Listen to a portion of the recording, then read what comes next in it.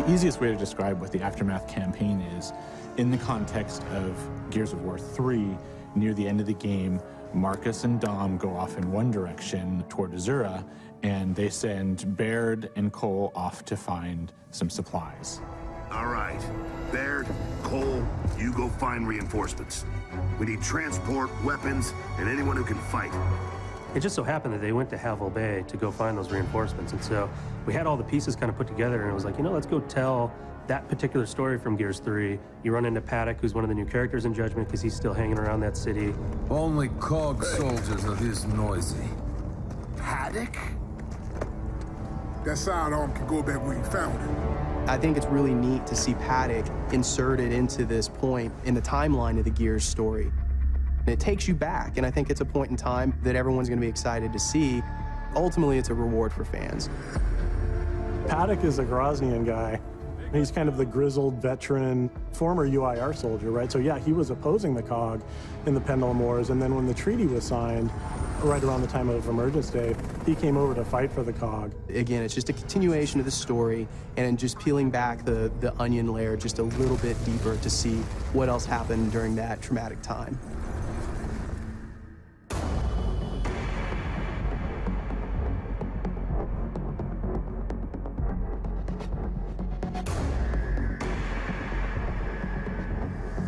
We built Aftermath in as an unlock. And so to unlock it, you earn stars.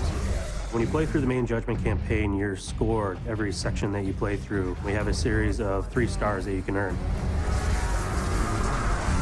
You earn those stars by getting ribbons, you know, headshots and executions and those kinds of things. Also just by playing through the mission. If you take a declassified mission, that will boost your stars. The declassification system changes the way that you play. It's an optional system that you can choose that'll actually add challenge and make it even more intense than, you know, than it previously was. It also changes the testimony and changes the way that the story is told. The dust gunk things up pretty good, and the grubs were going in for close kills. Basically,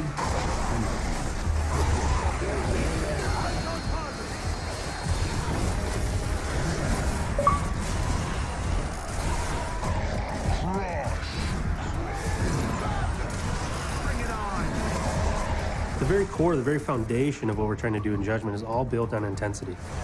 What led up to that is we had a lot of feelings that games get a little bit too easy these days, right? It's more about the experience as opposed to the challenge. To make it more intense, there's some specific things that we did. One of those is the smart spawn system, and so this was a whole thing that we engineered so that when you get into a battle, when you come into an encounter, what you face will be different every single time. You might play through once and get, you know, tickers and maulers as you kind of like lay back, and then you play through again and you push forward, and now you have wretches and different enemies flanking you. So lots of intensity happening in this game. Systems like the Smart Spawn system are really cool for us as designers. I mean, yes, it's a challenge because it forces us to think in a different way. In the past, we could always say, okay, X, Y, Z is going to happen, and then when this ticker explodes, then the door is going to open, and a boomer's going to walk out, and we can script that experience. So it forces us to rethink a lot of the combat scenarios.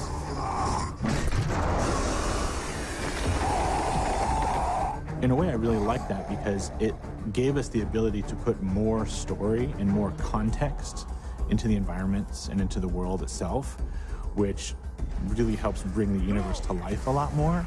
And I think that's a much better story than anyone we could ever tell, because it's a story that the player themselves gets to tell and experience.